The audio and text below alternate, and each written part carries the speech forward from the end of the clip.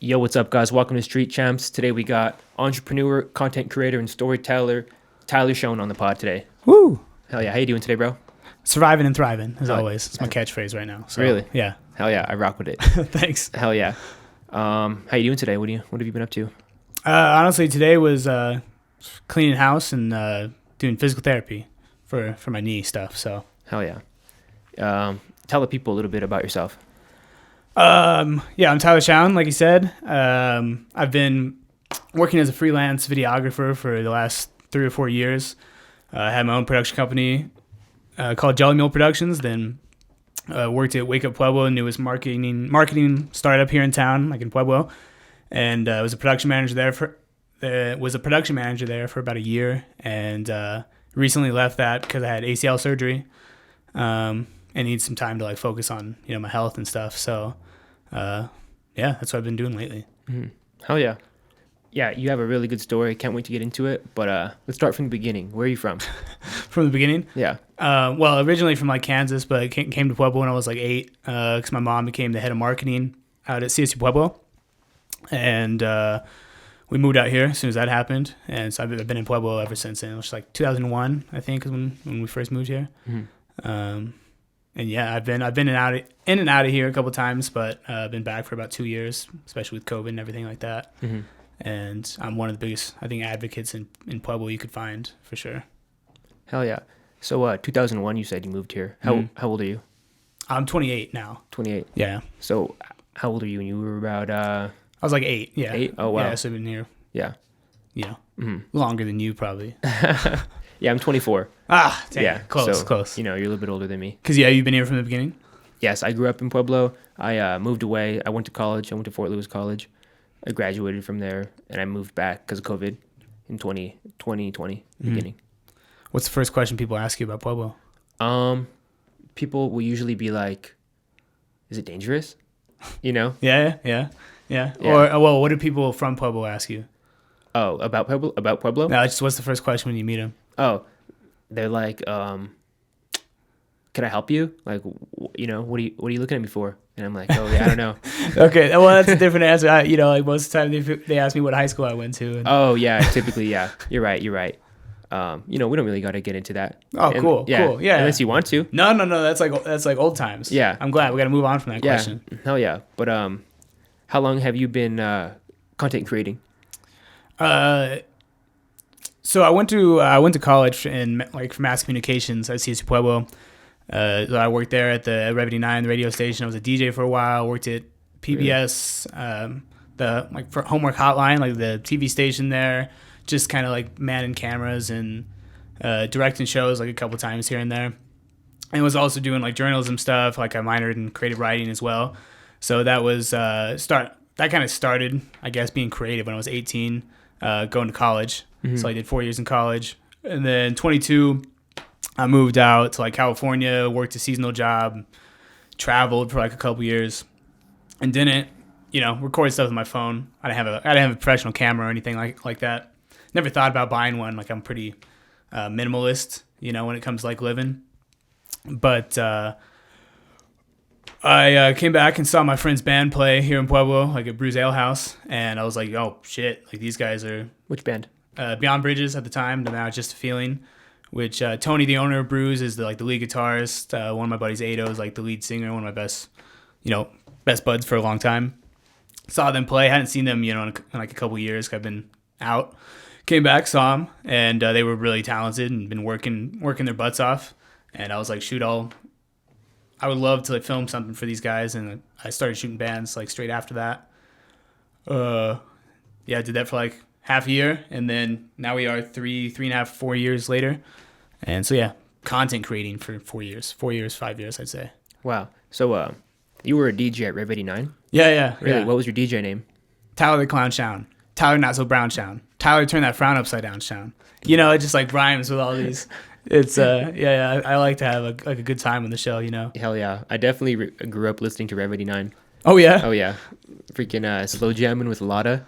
I definitely remember Lotta, bro. It's like that one sticks out in my head. Well, it's like when I started there, that's when it switched from an R&B station to a top 40 station. So I had memorized every song that I didn't like. they're so catchy. Yeah. You know, they play 4 or 5 times a day, but you get like 10, 20 hours a week as a DJ at the station. So you have to have like shows. Like some people get like primetime slots, where you get to have like talk shows and stuff like that. And then some people get the 2 a.m. shift, and you get a mix of the two. So it gives you like a lot of experience, like talking to different. You have like giveaways and stuff, people calling in. So you're taking calls, you're recording the calls. Maybe you'll mix something together to put onto the station. Those are all cool things to like learn, at a college place like that, because they have all the material and equipment for you to do so. So yeah. And while you went there, was your mom the marketing director? Yeah. So we had different last names, which was a perk, but like if I get like a bad grade, I'm like, yo, Get my mom on you. I don't know if No, but also she was like, she's super smart. Like she was good, like shoulder to lean on. Like she was like my best friend, probably. Like growing up, had a great mom. So, she was always like the example, to live up to. Yeah. What was your dad? So my dad is he's in Kansas. He he was like a high school dropout, drug addict type guy who's been living in like my grandma's basement for probably like the last 30 years. Something like that, back in Kansas. So I don't know. It's like I wouldn't get like too deep into it, but it's just like it's a past life, Yeah. My mom was like the lady growing up for me. Hell yeah, strong, independent, single mom. That's what's up, man. Yeah, and killing it. And like she's like a vagabond too. Loves to travel, loves to meet people, loves to have a good time. She's great at Scrabble. So hell yeah, shout out, mom. Yeah. How funny. And then you went to PBS. No, so another thing, like at the college, like PBS is like a class.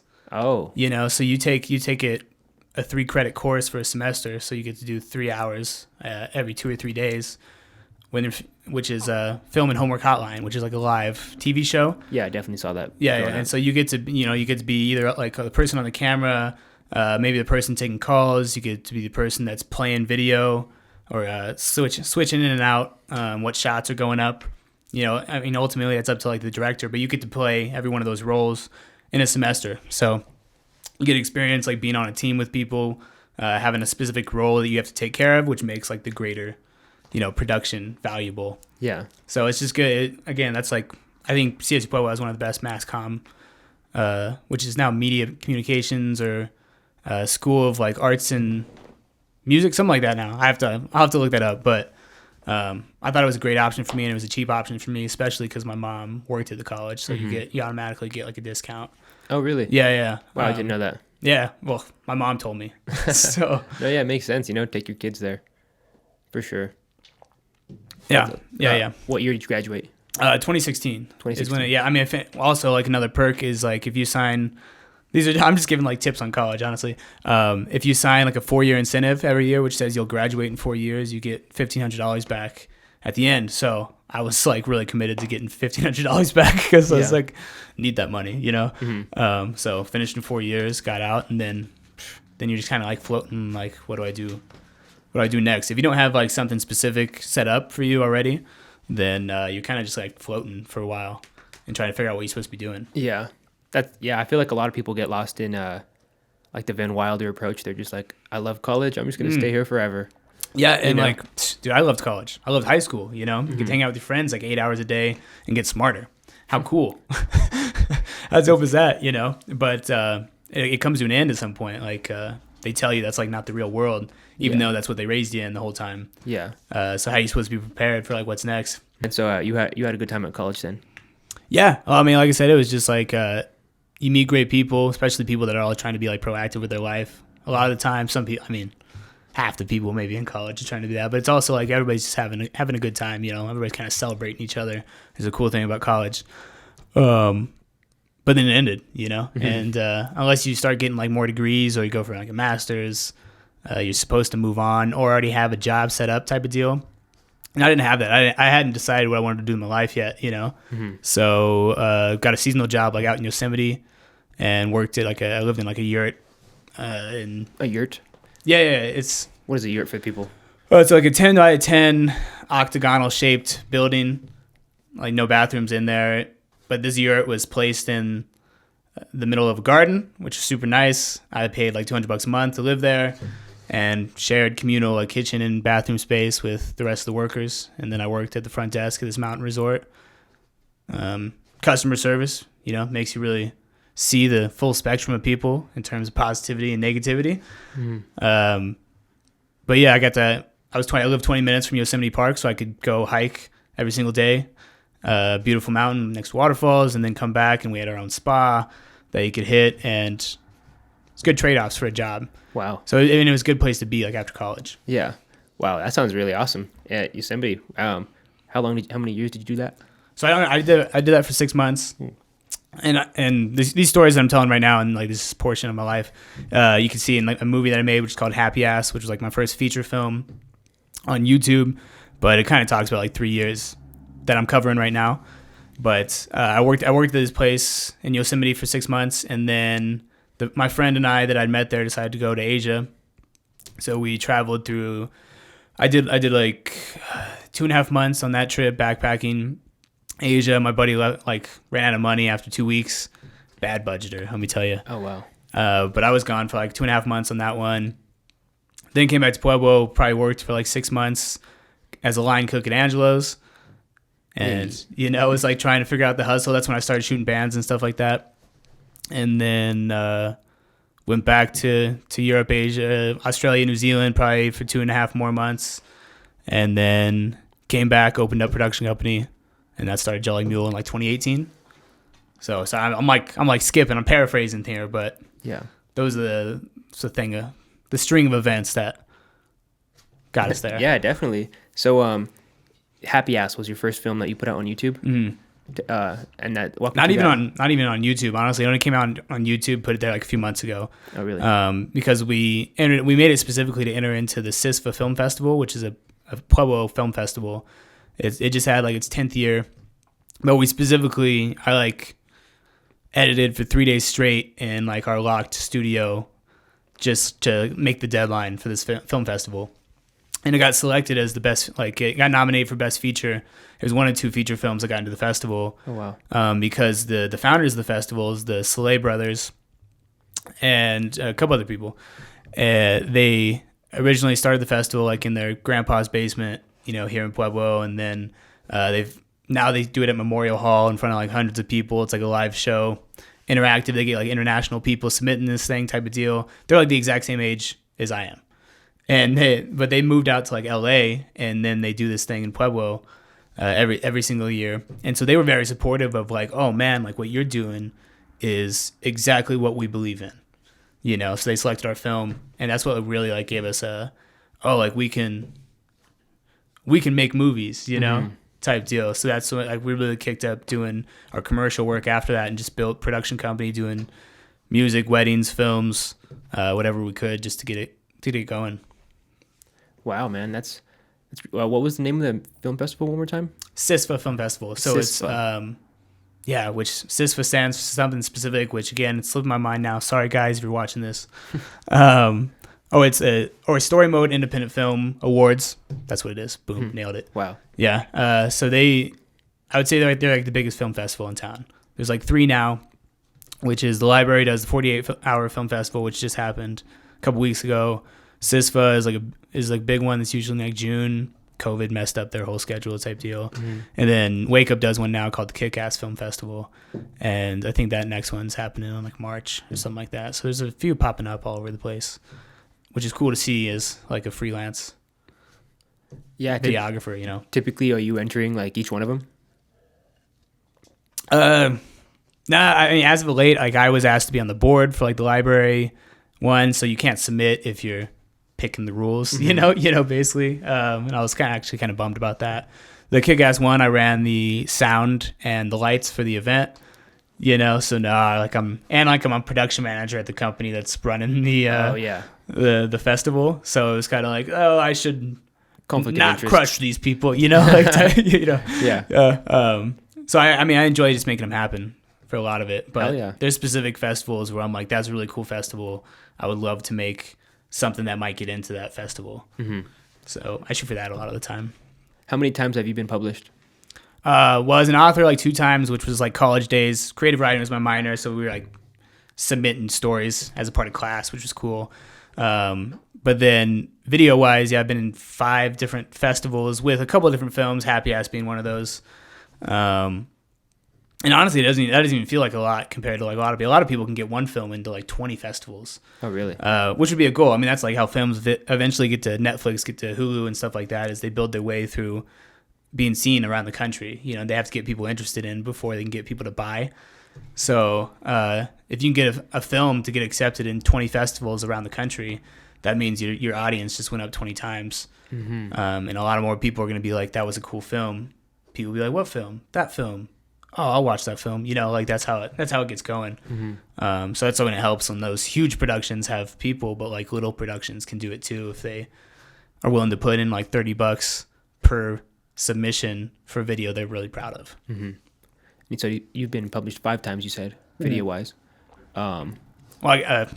Accepted in festivals. Oh, you know, yeah. Well, like published is like a weird word to, I guess, I would say to describe it, but it's how many films I've got into festivals. Okay. Which is a proud thing for me. I think it's pretty cool. Definitely. Yeah, that's really interesting. Do you know like all 5 off the top of your head? So Happy Ass was the first one, which was like a feature film. I was actually, super pumped about that, like 6 to midnight. And what do you mean 6 to midnight? Oh, it was total sexual innuendo. Oh.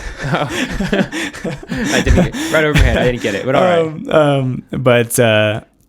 And then I made a short film, like spin off of that, which was one of the specific stories. I told like other people's stories throughout that movie, and it was my friend that had met his wife in Yosemite, like when he moved there. Oh wow. They didn't speak the same language, and I told their story of like I was like the best man at his wedding, just like crying super hard.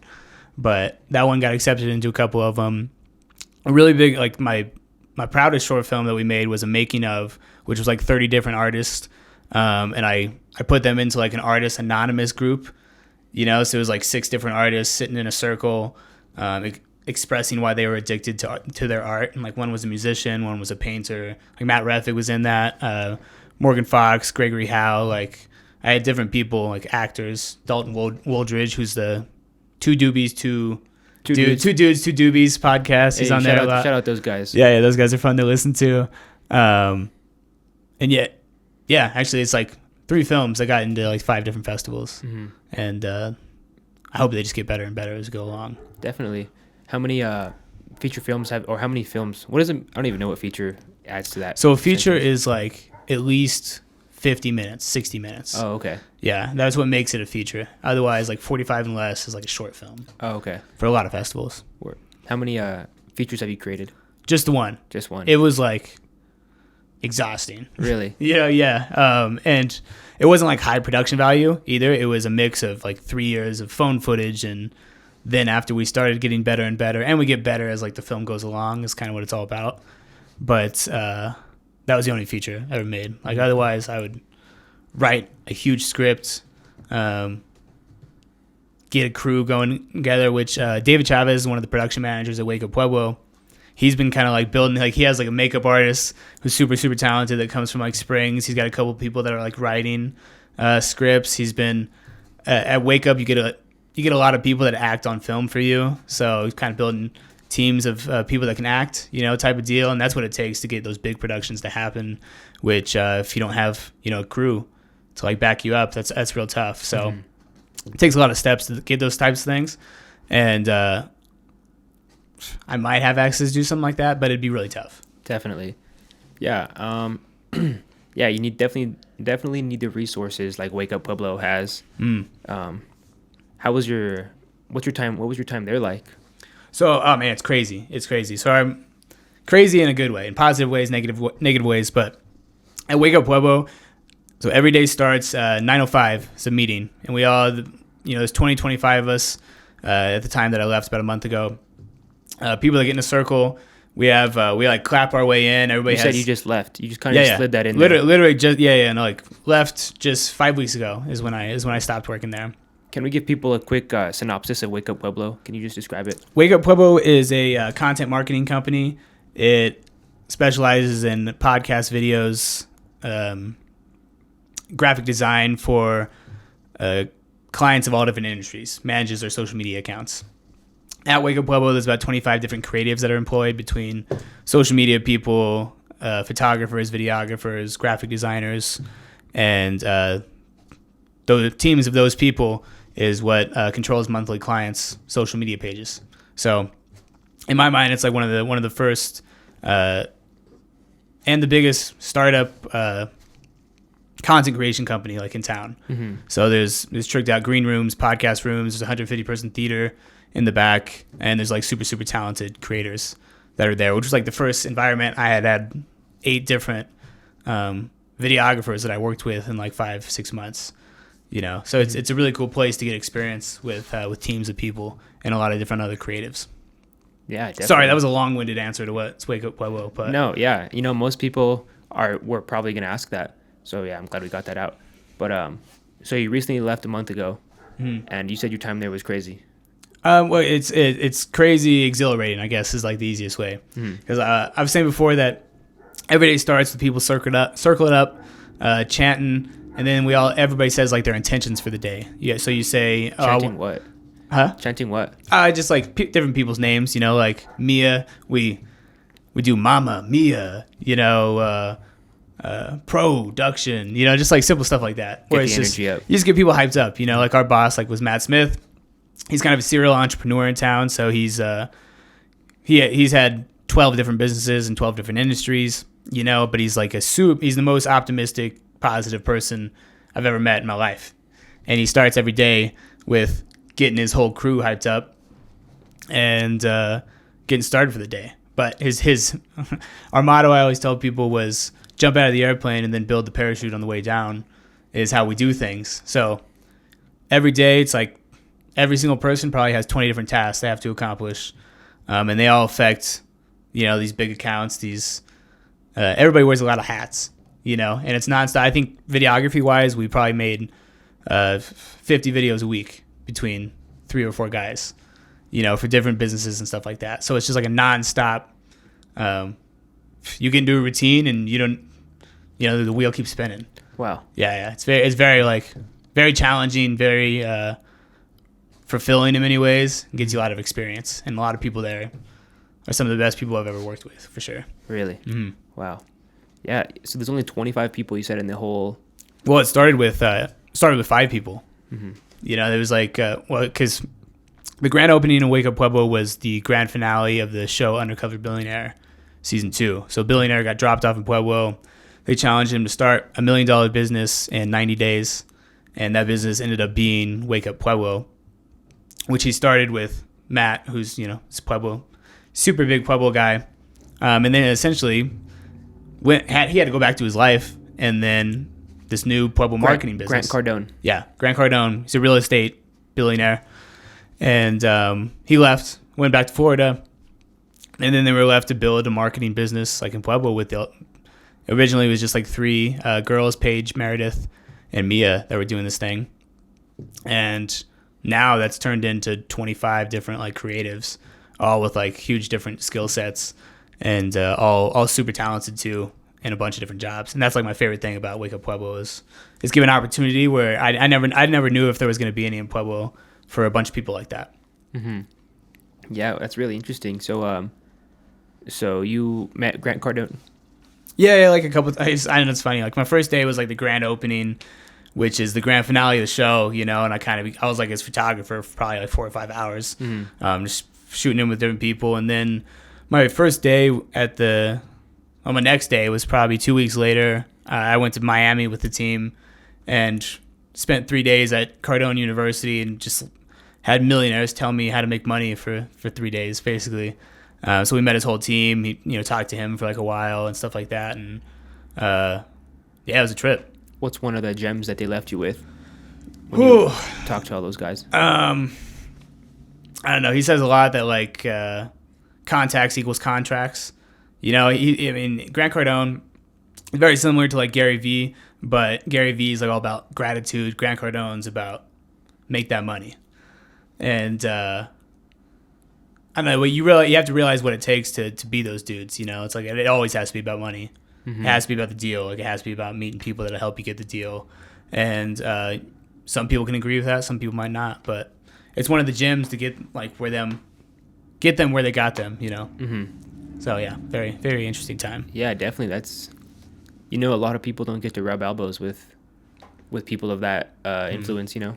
Yeah, that's really awesome. Yeah, no, I mean, it was like a very awesome opportunity. That's why, yeah, like that's what working for places like Wake Up can offer, you know, is great opportunity to show us some skills. So, you know, getting like walk around too, getting to see like his production team's super expensive like podcast set and their green screen space. Well, not even a green screen, they had like a giant screen behind, and where Grant Cardone does like all his talks to the camera. He's doing, you know, the stuff that they sell, basically. It's just like, it shows you like how it humanizes idols, you know, in a way. Is what I say a lot of the time. Is you have to realize that like heroes and dudes in higher positions are real people, you know, but they've developed routines and put themselves in situations that help them get to those spots. And being able to watch them just for a couple of days is super awesome. So I mean, I'm super thankful for that. Yeah, hell yeah. I know Grant Cardone's message is 10X, right? Yeah. 10X. That's like their company. That's why like 10X is his thing, and it's paired with Wake Up Pueblo. So Wake Up Pueblo is the only company that's ever been labeled with the 10X like logo. You know, like that's really? Yeah.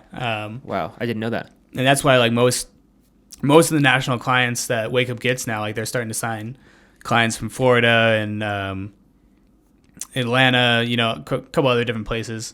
New York, they just had one, is because these are like 10Xers that are trying to, you know, better their lives, better their business, and Wake Up's directly linked with that now. So it's kind of just like it's like a good partnership, I would say. It's huge, for sure.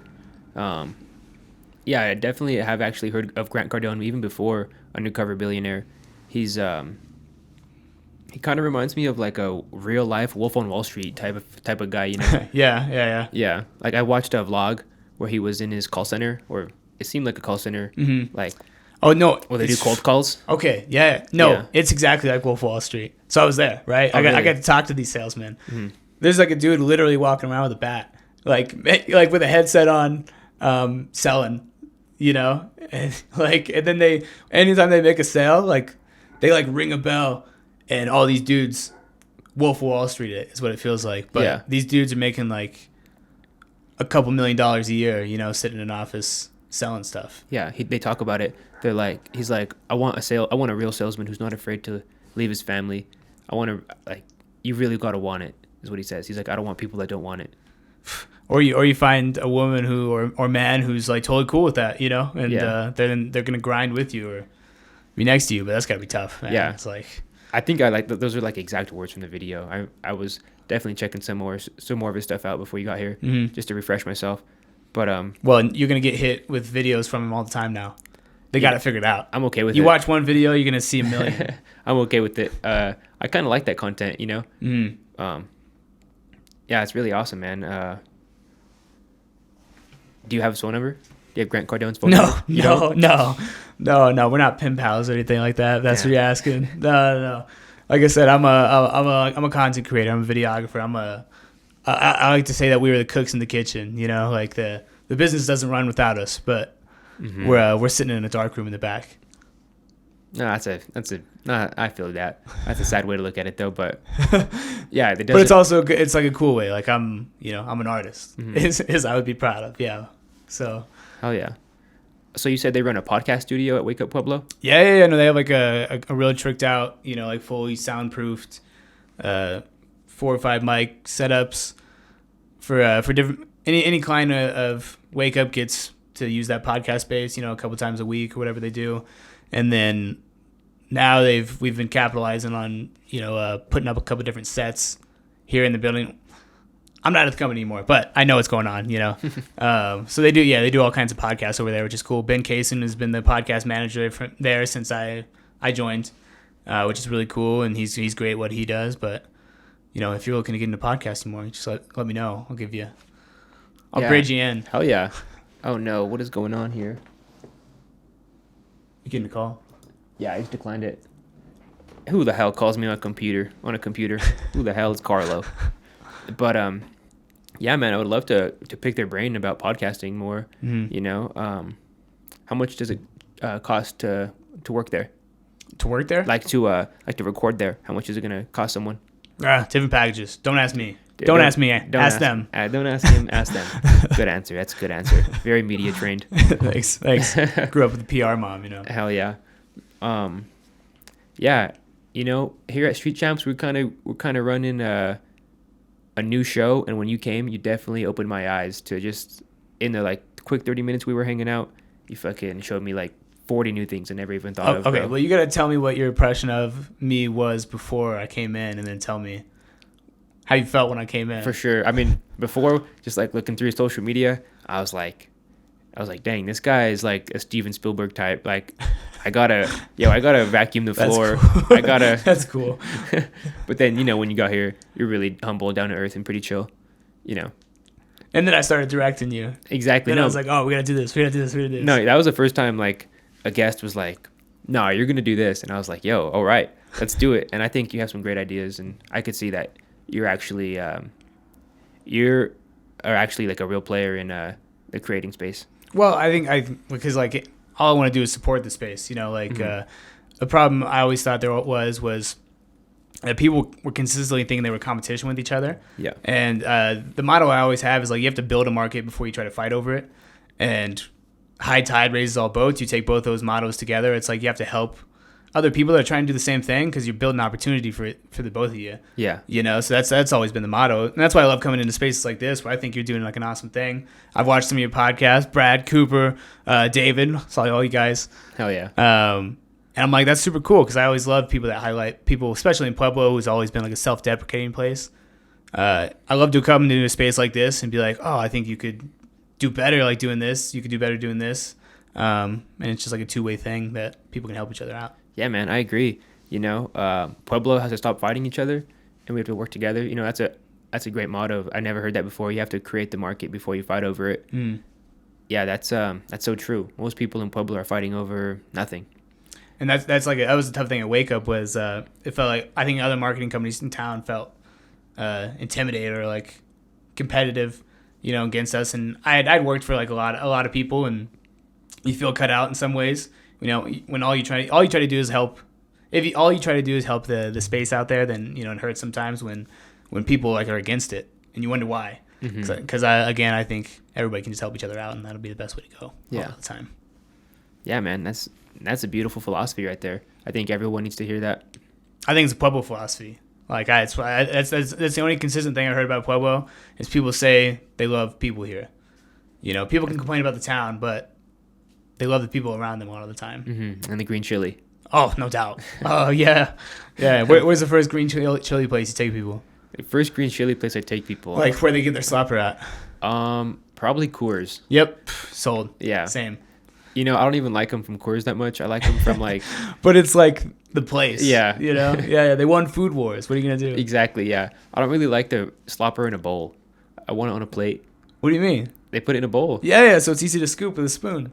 No, that's weird. What? What are you talking about? I don't want it in a bowl. On a plate. I want it on a plate. I'd be getting it all over the table. It's a slopper for a reason. It's not called a cleaner. It's not a sloppy. Yeah, I mean, a slopper, bro.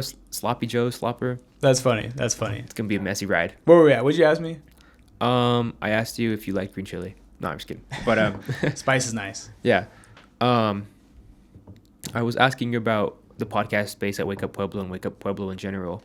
But so now that you left, what's your venture now? Well, so I left because I just had ACL surgery on my knee. Oh, really? Yeah. Yeah. So that's my most recent thing is I found out, you know, I haven't had an ACL for years and years. I had a surgery before. You haven't had one? Yeah. So I got a donor graft. I'm gonna give medical advice now. So I tore my ACL like senior year of college playing soccer. And had to get my ACL fixed. Had to get reconstruction, tore my meniscus too. And I got surgery. And there's a couple different options that you can do when you tear your ACL. You can like take a piece of your own hamstring where they'll cut out like a piece of your hamstring, put it in there for an ACL. You can take a patellar tendon, which is the front of your knee, like they slice it open, take that tendon, put it through your ACL, or you can get like a donor. And I got a donor. My surgeon was like adamant that was the best solution for him to do. So on the day of the surgery, they're like, yeah, we just got this 18-year-old, black kid died in a car accident.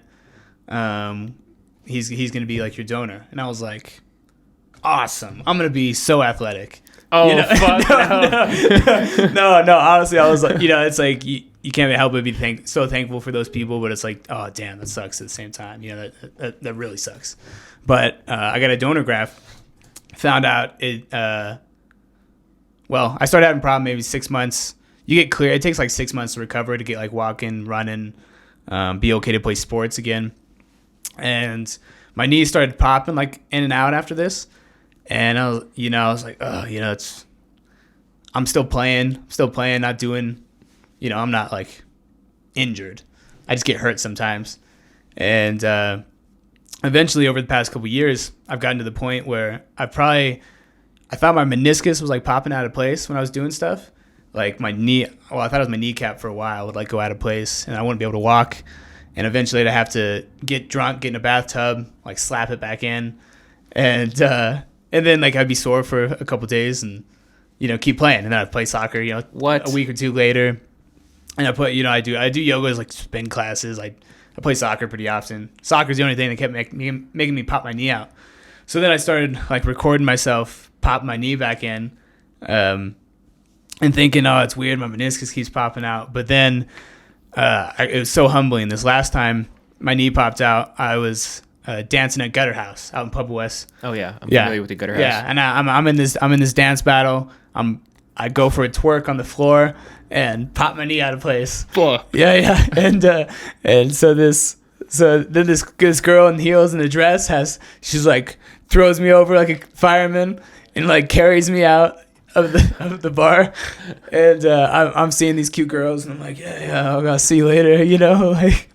This like petite girl's carrying me out and dropped me off at my house, and like 2 a.m. I had to get in my bathtub and like pop my knee back into place so I could walk the next day.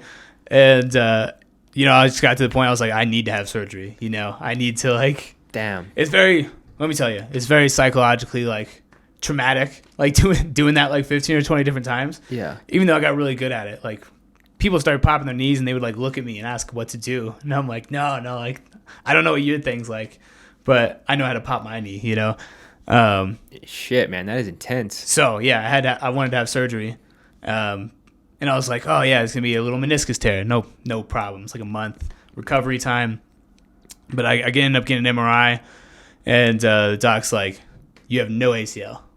He's like, you probably haven't had one for like 5 years. 6 years, something like that. It's torn like again. And I was like, dude, doc, I've been super competitive I've been playing, like a lot. And he's like, yeah, no, some people are just weird. And he's like, weird's the wrong word. But he was kind of like, you're in the top 1% of people that have just been doing stuff with no ACL, but you're going to have arthritis in a year. Oh, really? Yeah. So, holy shit. I was like, damn, like, this is a great opportunity for me in life to take the time to like just better my physical health. And, I've probably been working like 60-hour weeks for a year at Wake Up. It's like a startup, like a high functioning startup company. And I was pretty spent from that as well. So I'm just focusing on like physical and mental health, like recovering from my surgery. My doctor filmed my surgery for me. Like I specifically asked, like he filmed, like drilling through my bone. She's like showing me the video. He's drilling through my bone, cleaning up the shrapnel, like pulling my tendon through. And I had my buddy Jared Young film me before I went into surgery. I film myself every day doing like PT. But my end goal is my best friend gets married that I started Jelly Mule Productions with. He met an actress when we were volunteering at this elephant sanctuary in Thailand. She's from London. He lives in London now. And they're going to get married in July. And right after that, I want to do a 100-mile hike across Italy as like my comeback. Like, cause my buddy's doing that. So I'm trying to film. I'm filming like the whole process of like starting in this valley physically and, mentally. But I'm going to try to end metaphorically and literally like on a mountaintop. Wow. Type deal. So I'm like, yeah, I'm filming. That's what I'm focused on right now, actually. Wow. So what's your friend's name that you started Jolly Mule? Perry Perkins. Jolly Mule with, sorry. Perry Perkins. So he was originally from Iowa. I met him the day after I moved out to Yosemite. He had moved out from Iowa, He lived in a trailer. I lived in a yurt. We went to Asia together, started the business, and then he met a girl when we were in Thailand and moved out to London. Really? Yeah, and that's right when so I grinded like through COVID, just doing Jelly Meal productions. Like, I mean, I grinded. I was doing a bunch of tourism for like the city. I was doing any job or project I could get my way. Everybody went online, you know, when COVID happened. Mm-hmm. So I'm doing a ton of projects and doing them all on my own. And like right at that time, Wake Up Pueblo pops up with a bunch of cool creatives that are going to work at the place in a super awesome space. And I was like, heck yeah, like what an opportunity, especially if I can't be traveling. I can like head down, grind, and get really good at my craft. So I got a lot of experience running like teams of people, teams like creatives. You know, like I'm doing quality control for a lot of those things. And you know, goals of mine have always been to work for places like Vice News, where you need experience with teams, you need to know how to work with people. The same way I come in here, like I felt bad because I felt like I was like taking over the space. No, but don't feel bad. But I was telling you, I was like, yo, this is my job. Like this is what, you know, I'm supposed to make sure this looks good. This like sounds good. Fuck yeah. And we do like a good job type of deal. So you worked. Wait a minute. You worked at an elephant sanctuary? No, so like every couple of years, I volunteer at an elephant sanctuary. They just save elephants? Huh? They just save elephants? Yeah. Okay. So you want to hear the story, the elephant sanctuary? Yeah. So the founder is Lek. She's amazing. But every Sunday she talks to. They have a volunteer group every single week. Every Sunday she talks to the group, and she says her life story basically, and she's like, I used to walk 12 miles a day to school, you know, just to go to school. And she's like, then I started seeing these sick elephants as I was going. She's like, I wanted to buy them medicine. So when I was 12, I got a job. And she's like, I would work every day. I would walk 12 miles to school, and then I could buy these elephants medicine. And she's like, then I started taking in elephants.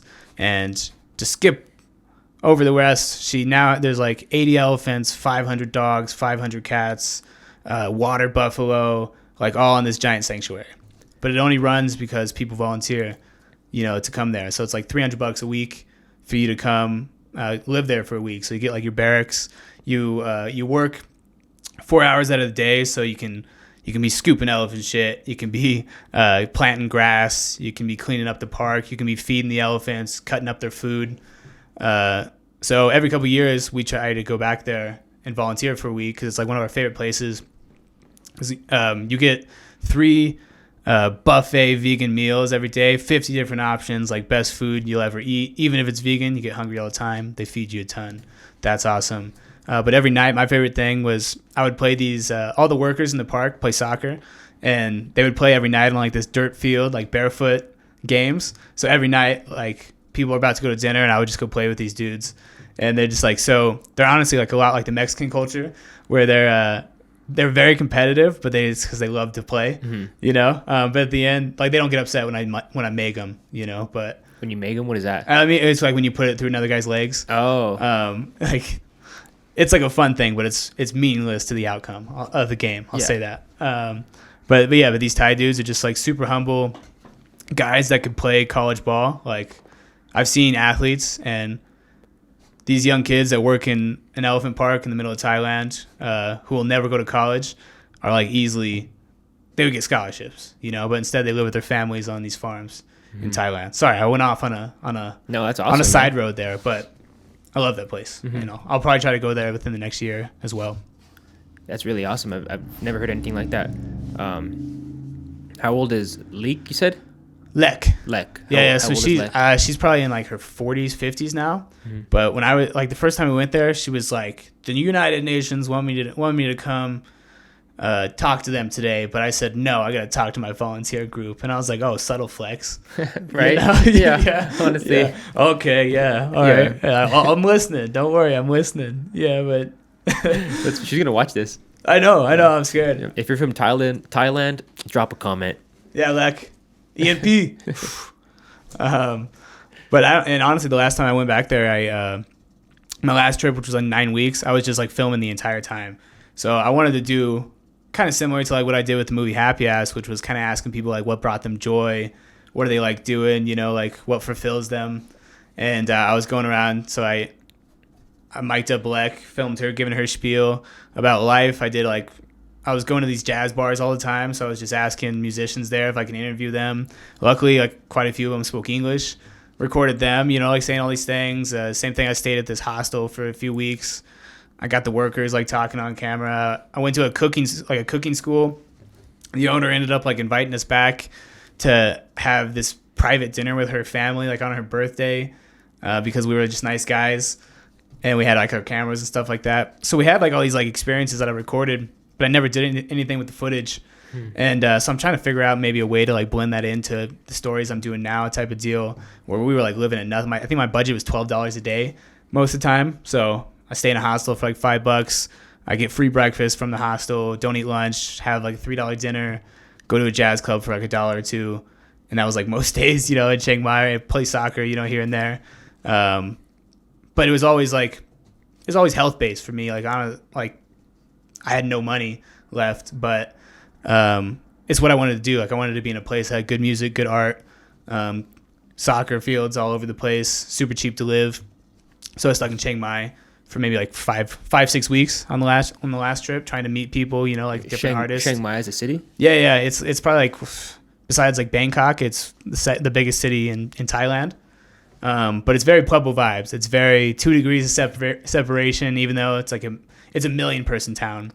But it was very much like, I always know somebody that knows somebody. Mm-hmm. You know, the way I walked in, you're like, yo, do you know so-and-so and so-and-so? Like, that's my cousin. And I'm like, yeah, that's Pueblo.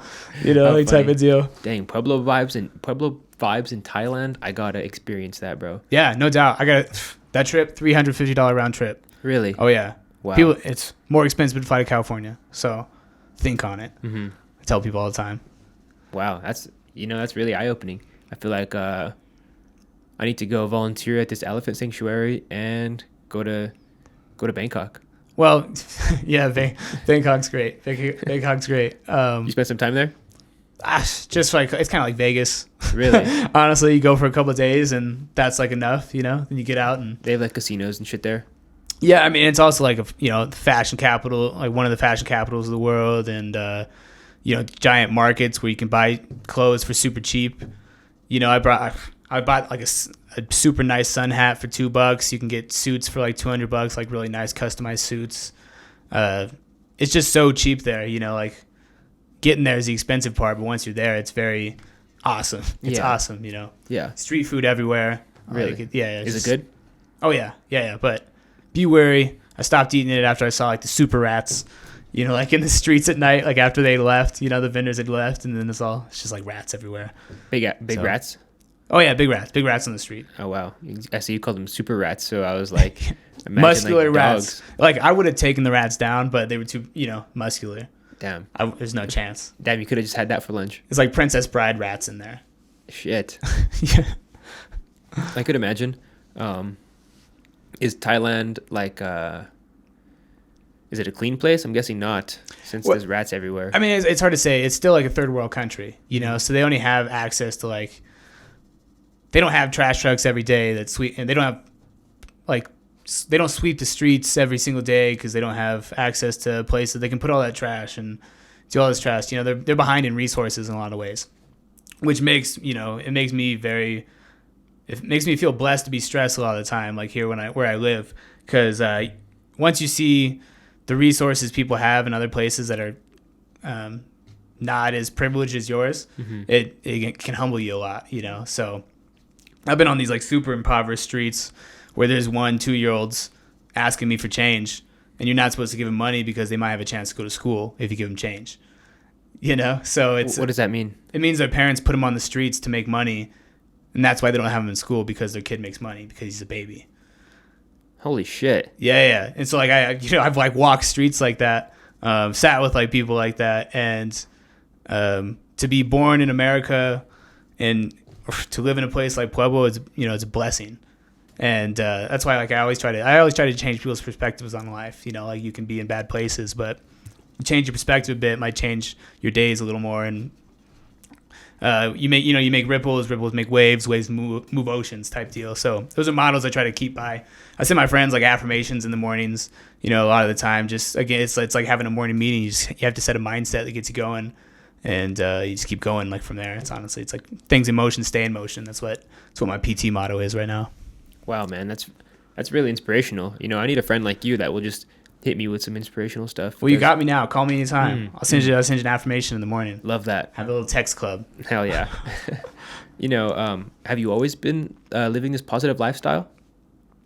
I think maybe moving to Colorado might have started it in many ways. And when you grow up with my dad, my brother were super angry. You know, so much so that it's anger that you can never beat.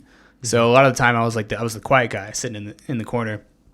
And you get to kind of like outside watch people live with anger.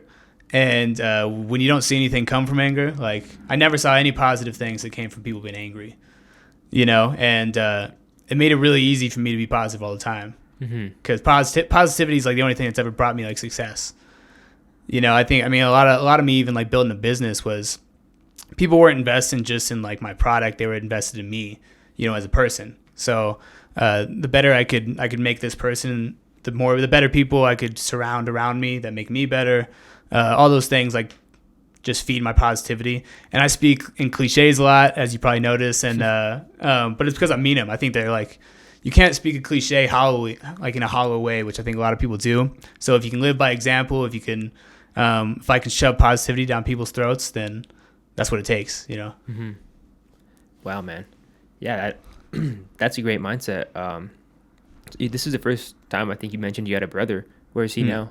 He lives in South Dakota. He's about 5 years older than me. Complete opposite type of people, you know, like he moved out when he's like 15, wanted a family from the beginning, you know, was married probably 19 with a kid, and worked with his hands. Like he worked as he sold vacuums like Kirby's, like door to door. Then he worked in tire shops. Eventually, and now he's a manager like Coca-Cola. They're doing like awesome, but they live in South Dakota now with like my nephew. So yeah, not a lot of family in Kansas anymore. My gram just died back there, and you know, it's been a year of movement, as it's been for a lot of people. So you don't have any kids? No. Well, as you can tell, I hop around a lot, like around the world with pursuits of different goals. So it's kind of hard for me to like stay in one place a lot of the time. So I've been very mindful not to have kids. I've been debating even getting a dog, 'cause it's tough for me, you know. Like I know I'm going to London in May, so where's my dog gonna go? I don't know. It's sacrifices you make, you know, to live the lifestyle. That's true, man. I don't know what I would do with my cat if I went to go volunteer at the elephant sanctuary now. Like, where am I going to put my cat? But you're like, oh, what if I get to do my podcast from an elephant sanctuary for a week? Damn, that'd be sick. You know, oh, could I sacrifice like not having my cat? And there's 500 cats there. Forget that cat. And just take her though. Maybe make it 500. You can adopt a cat from there too. You know, make it $4.99 instead of $501. Yeah, okay. Yeah. That's fair. I think Zizi would enjoy it. Probably get lost. You can donate her to the sanctuary.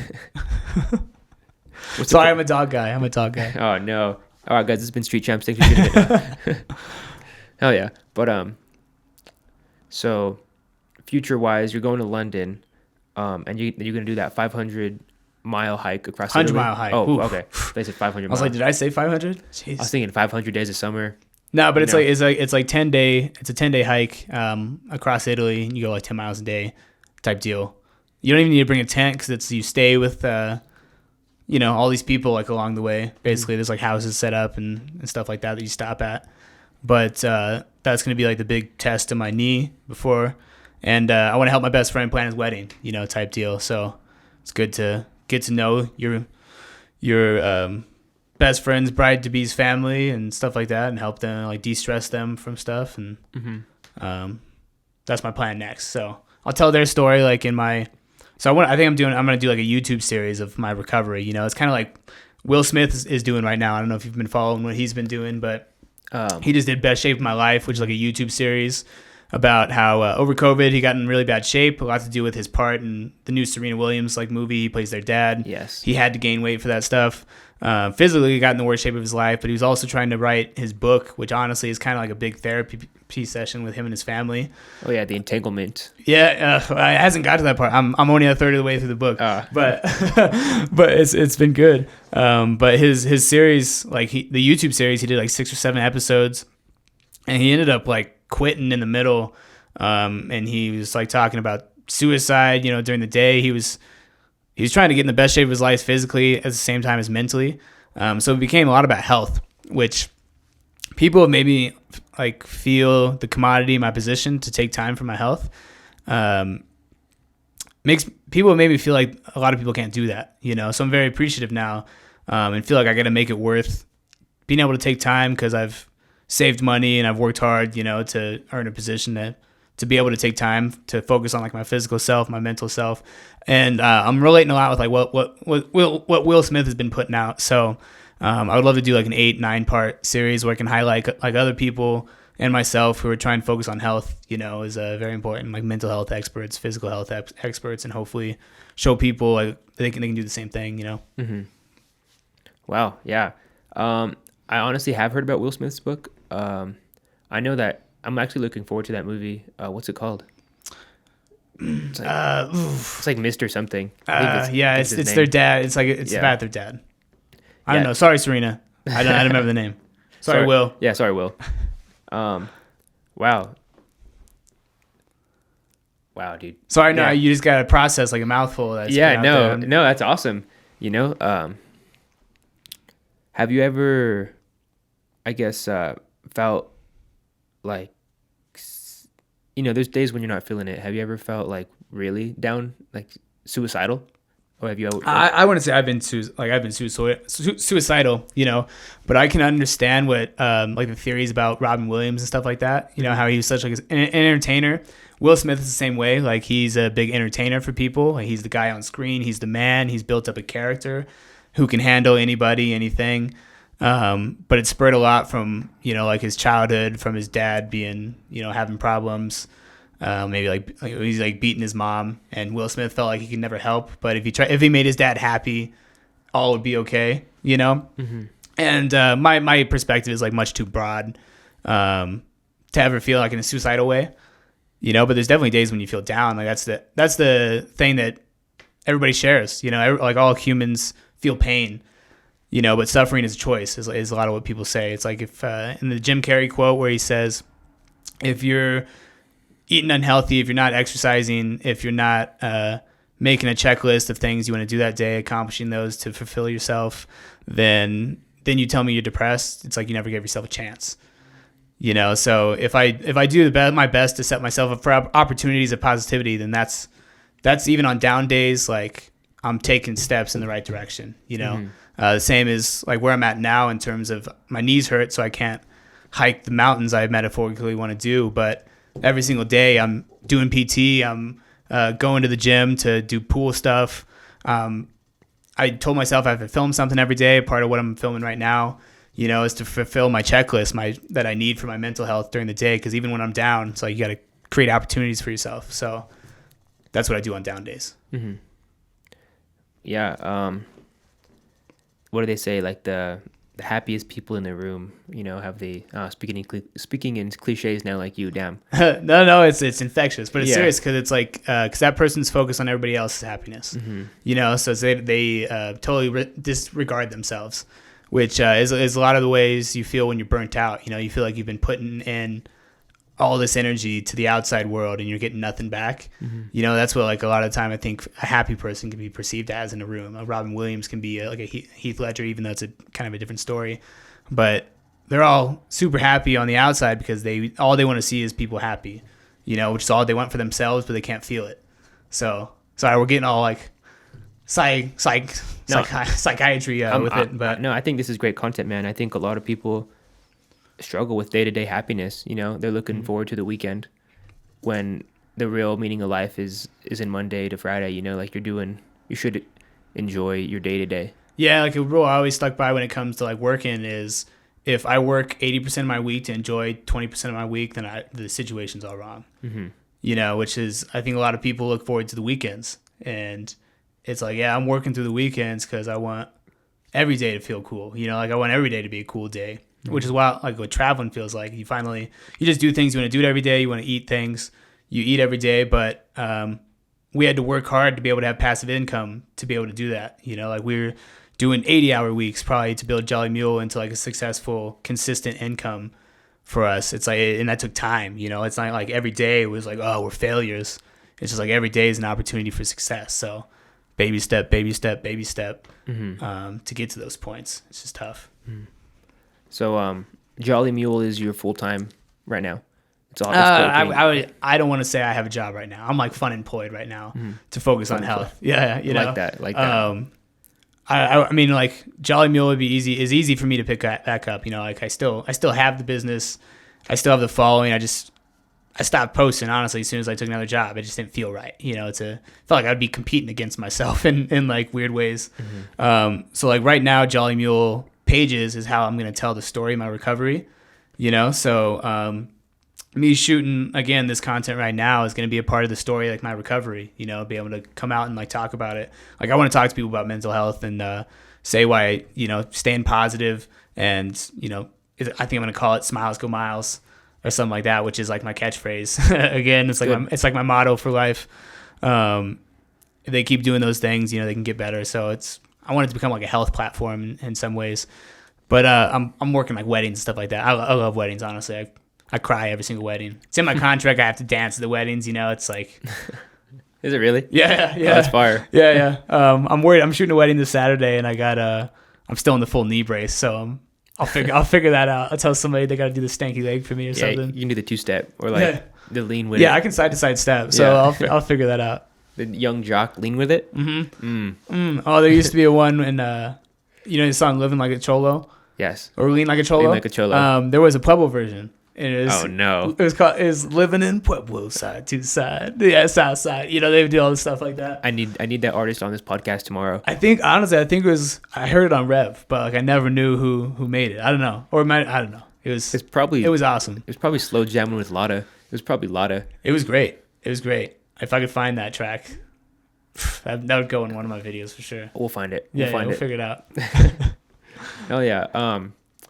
Do you have you know, you're kind of, like I said, you're already a player in this space right now. Do you have any advice to younger people or people that are trying to do what you're doing? Well, of course, the easy one is just grind. You know, like the longer you do something, the better you're going to get. Mm-hmm. I listen to Gary Vee a lot, and, you know, he's all about like accepting failure. You know, it's a learning opportunity. Like if you don't fail at something, it means you didn't try hard enough. These are like cliches to live by, but like that's how we got good. People skills is probably like the most important, like building a network, you know, for business, especially in Pueblo. Like as a marketing guy, I tell people all the time, like you can't be successful in Pueblo if you don't have Pueblo in mind. Like Pueblo people is all about building each other up, you know, so you got to give back to them if you want them. That's more local advice rather than just kind of like speaking to anybody. But I mean, connections truly are some of the biggest things, which is why that's what college opportunities is all about, is meeting people that are similar minded and working hard. So surround yourself with the people that make you better, you know, that you want to be, like emulate, stuff like that. It's the same with being able to hang out with a millionaire. Like you get to look at what they do every day. You get to let their success like feed you, you know. Don't think about people as competitions, all collaboration. I love seeing dudes in Pueblo like David took it, like Armando Chavez, Micah, Aragon, all the dudes that wake up, Jared Chavez, all them making videos that are better than mine, because it gives you something like, oh, I know somebody that did that. Like, if I learn from them, I can get better and I can make something like that. You know, that's super cool. Mm-hmm. I can emulate that and then do my own spin on it, you know, or I can do my own thing. Like, he has his style, I have my style. Celebrate those things is all I say. That's like my biggest key for success, celebrate all the people around you, much like you do with this podcast. Super cool. Letting people tell their stories, like you're celebrating people, and that's what I love to do. Hell yeah. And it's always giving me positive things, you know. Mm-hmm. Yeah, you know, like you said, you give back to the people will give back to you. Mm-hmm. You know, especially in Pueblo, people are really easy people are really fast to call you a hack. I think David said that. Like, people will be like, that guy's just from Pueblo. He doesn't know anything, you know? Oh, and I just think that's people like speaking out of insecurity about themselves, you know, like because they're probably calling themselves a hack, you know, so they want to bring people to that level. So, but you can't. I mean, I don't like people don't tell you not to like let Instagram live your life, you know, like feed it all, because that's marshmallows. If it's Lucky Charms, like people are just showing marshmallows. So of course you're gonna constantly feel down about yourself, or you're gonna feel like somebody's judging your work.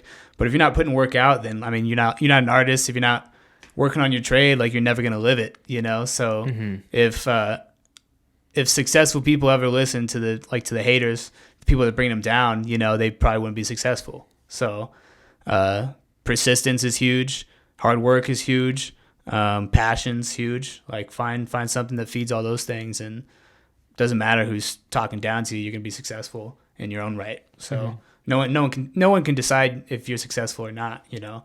Like people can look at my vagabond life and, you know, working seasonal jobs, working different industries, having goals to go different places. They might see those as anomalies, but the more I can make them casual realities, the more people will think it's not imagination. So that's why new records are set every year. That's why people go to space, because somebody had to cause that progression. And if it's not somebody breaking through barriers, then I don't know what it is. Wow. Man, I love that spiel I just did. Yeah, man. That's awesome. Yeah, you definitely have motivated me just to, you know, just stay positive, because you're right. Positivity brings more positivity and more like blessings into your life. Yeah, no one wants to be around someone that doesn't see the good in situations. Yeah, when it's not about like people aren't going to dislike you because you're negative, you know. But if you're honest with your negativity and are honest that you're trying to take steps to fix it, then that's positive, you know. So again, it's not like people don't wake up every day happy, but people are trying. If you're taking steps towards happiness, you know, that's the journey that's going to be fulfilling it all. Yeah. Damn. Which is getting like philosophical about life and stuff. But no, I love that, man. I love the good deep conversation. Yeah, I love that. Is there anything else that you want to talk about? Nah, I think I'm good. I think I've spewed long enough. Also, this water cup's been empty. I know. Almost the entire show. I just been fake drinking it. I heard it jingling. Oh, I'm super parched. So it's probably a good time to call it an end. Hell yeah. Well, dude, thank you so much for your time. I loved having you on here. Yeah, no, thanks. I loved it. Hell yeah. Love to have you back too. You know, we'll talk more about that. You want to shout yourself out one more time for the camera? Yeah, I'm Tyler Schown. I am the founder of Jelly Mule Productions, which you can follow my knee journey along. I'm talking to my camera too. Sorry for the people out there at the moment. He's the first guest to bring his own camera, and I fucking rock with that so hard. Well, you got to share each other's content, you know, and like yes.